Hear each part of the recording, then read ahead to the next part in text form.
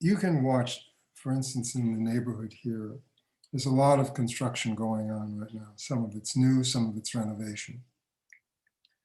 And you can see, so older buildings, parts of them are exposed so that you can see the construction technology that was applied at that time. And a lot of these buildings are 70 years old and more. Some of them are 100, 150 years old.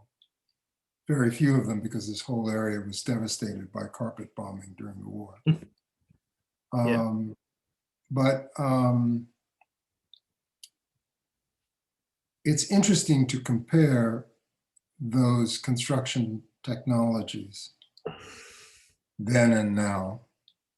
One of the things that's kind of shocking is that current construction technology is not designed to be enduring. Buildings here generally have a predicted 20 to 30 year lifespan. Yeah. And that's remarkable, you know. And as you walk down the street, you see, you can be walking past buildings that are surfaced with concrete and then suddenly come across buildings that are surfaced with plastic. And, you know, I don't know where that's going to go, except that it gives one pause when you think about a declining population and what that means for the housing stock, you know, and that kind of thing. So, do you think that do you think that architects are intentionally saying, well, in the future, there aren't going to be as many people, so it's okay that these houses will just fall apart after 20 years? I find it difficult to draw that conclusion. Okay, because that would be strange. I hope they're not thinking that way. I find it difficult to draw that conclusion. I don't know that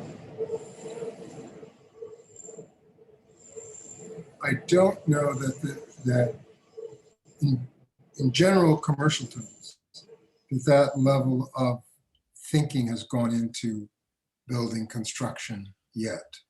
One has to remember that among all of the crafts, building construction is among one of the more conservative crafts. And despite what you may see about, you know, tremendous technologies and so on, they're out there. But on a day-to-day basis, the construction of general commercial housing and utility buildings is pretty conservative. Yeah. So I don't know that level of thinking has really gone into it. I just simply know that we have a huge housing portion of the housing stock that is empty, and that abandonment is growing. And, you know, so what that all means, I don't know that we've all thought through yet. And I don't think we can. I think in the same way you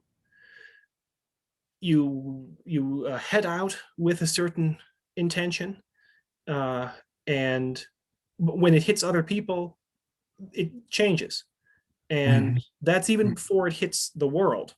You know, at the end, the change that you make will hit the world, and the world will either accept it or not.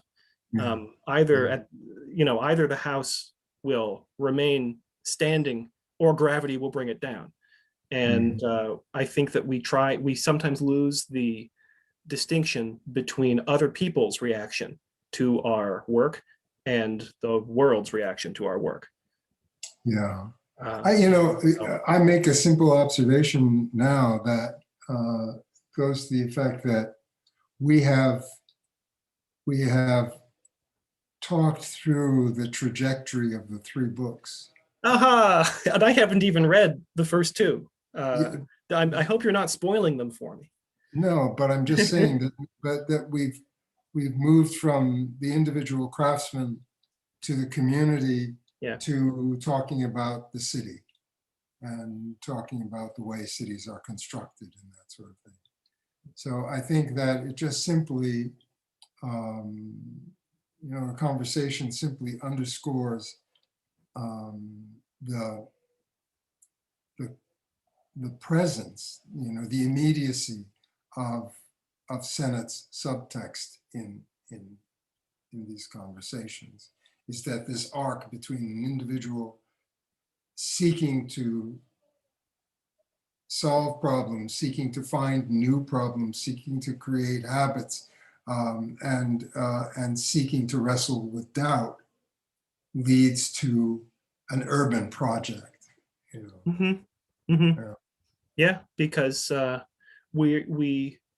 really agree with him here that people, and this is hope as well. Of we get worried.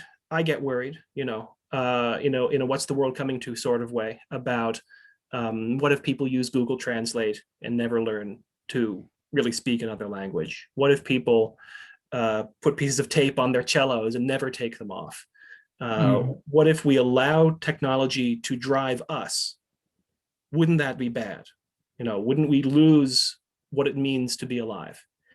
And I think that the hope that Sennett points out here is what Pavlina tells me when I think that Maggie and Ellie are watching too many cartoons on their phones, is that they'll get sick of it. It's not fun. It's not fulfilling to let the technology do the work for you. It is fulfilling to try to do something difficult and fail and use your failure to understand how to succeed. That's fulfillment. And we all appreciate that. We all have this instinct to want to build something and to do our best. Yeah, I think there's another thing too. I used to feel this way about Aya. And that is that, well, I had the advantage, what I think is a very distinct advantage of discovering anime at the same time she was. So we went through a lot of that together, and by that I mean it was a way. I used it as a device for bonding.